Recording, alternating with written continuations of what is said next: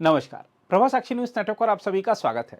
बांग्लादेश में हिंदुओं के नरसंहार का राउंड 2 चल रहा है, जिसे दुनिया के बड़े बड़े देश बड़े चाव से देख रहे हैं। हिंदुओं को जिस प्रकार मारा काटा जा रहा है, उस पर संयुक्त राष्ट्र भी चुप है। संयुक्त राष्ट्र का मानवाधिकार आयोग और दुनिया भर में काम करने वाले तमाम मानवाधिकार संगठन चुप हैं, क्योंकि जिनको मारा जा रहा है, जिनको काटा जा रहा है, जिनके घर जलाए जा रहे हैं, जिनके यहाँ लूट की जा रही है, जिनकी बेटियों के साथ अत्याचार किए जा रहे हैं, वह सब हिंदू हैं।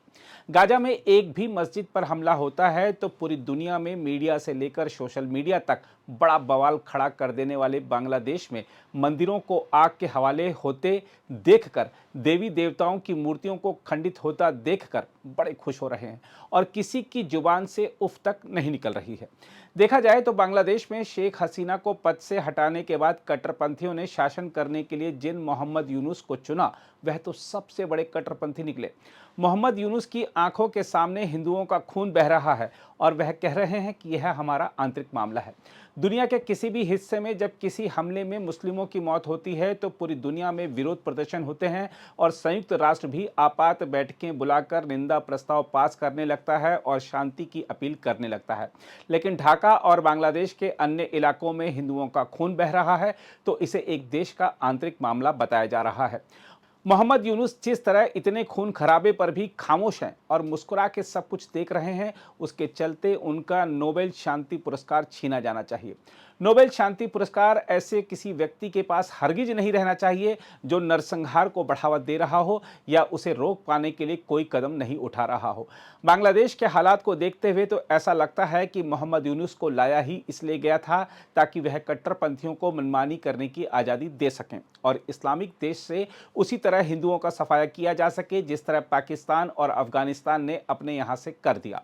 इसमें कोई दो राय नहीं है कि आरक्षण के नाम पर बांग्लादेश में शुरू हुआ आंदोलन अब हिंदू विरोधी आंदोलन का रूप ले चुका है। बांग्लादेश से जो तस्वीरें और वीडियो सामने आ रहे हैं, उससे भारत के हिंदुओं को भी बटेंगे तो कटेंगे और एक हैं तो सेफ हैं नारे का अर्थ समझ आ जाना चाहिए।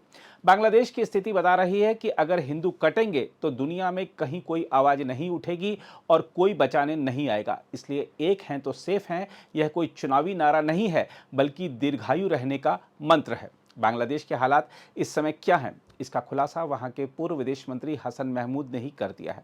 हम आपको बता दें कि हसन महमूद ने कहा है कि भारत विरोधी बयानबाजी और कट्टरपंथियों तथा आतंकवादी ताकतों को बढ़ावा देना परस्पर संबंधित रणनीतियां हैं जिन्होंने बांग्लादेश को पूर्ण अराजकता की ओर धकेल दिया है। उन्होंने मुख्य सलाहकार मोहम्मद यूनुस के नेतृत्व वाली बांग्लादेश की अंतरिम सरकार पर लोकतंत्र को भीड़तंत्र में तब्दील करने का आरोप भी लगाया है। बांग्लादेश में छात्र आंदोलन के बाद बिगड़े हालात के बाद अपना देश छोड़ चुके पूर्व विदेश मंत्री हसन महमूद ने बांग्लादेश में अल्पसंख्यकों की स्थिति को खतरनाक करार देते हुए दावा किया है कि पूर्व प्रधानमंत्री शेख हसीना के सत्ता से हटने के बाद बांग्लादेश जमात-ए इस्लामी सहित चरमपंथी समूह सक्रिय हो गए हैं। हसन महमूद ने जोर देकर कहा है कि हिंदू मंदिरों और धार्मिक स्थलों पर हमलों का घटनाक्रम एक चिंताजनक स्थिति को दर्शाता है। उन्होंने कहा कि यह अल्पसंख्यक विरोधी भावना को दर्शाता है जो चरमपंथी बयानबाजी से मेल खाती है, जिससे धर्मनिरपेक्ष सिद्धांत और धार्मिक अल्पसंख्यकों की सुरक्षा दोनों खतरे में पड़ रहे हैं। पूर्व विदेश मंत्री ने साथ ही ढाका में पाकिस्तानी दूतावास की बढ़ी हुई गतिविधियां को अशांति फैलाने में विदेशी संलिप्तता का सबूत बताया। साथ ही उन्होंने दावा किया कि पाकिस्तान इन चरमपंथी समूहों में से कुछ के साथ निकटता से जुड़ा हुआ है। हसन महमूद ने दावा किया है कि बांग्लादेश की अंतरिम सरकार की भारत विरोधी बयानबाजी और कट्टरपंथी ताकतों का उदय पूरी तरह से एक दूसरे से जुड़े हुए हैं। उन्होंने कहा है कि जो लोग इस अंतरिम सरकार का हिस्सा हैं, इसका नेतृत्व कर रहे हैं और इसका समर्थन कर रहे हैं, अगर आप उनकी पृष्ठभूमि की जांच करेंगे तो आपको सच्चाई पता चल जाएगी। ये सभी आपस में जुड़े हुए हैं। हसन महमूद ने बांग्लादेश में धार्मिक अल्पसंख्यकों के सामने मौजूदा स्थिति की एक भयावह तस्वीर पेश की, जिसमें हिंदू और बौद्ध मंदिरों पर लगातार हमले हो रहे हैं। पूर्व विदेश मंत्री ने कहा, देश के हर कोने में अल्पसंख्यकों खासकर हिंदुओं के खिलाफ किसी न किसी प्रकार की आक्रामकता देखी गई है। उन्होंने अर्थशास्त्री से राजनेता बने यूनुस के नेतृत्व वाली अंतरिम सरकार पर इन समुदायों को सुरक्षा प्रदान करने में विफल रहने का आरोप लगाया।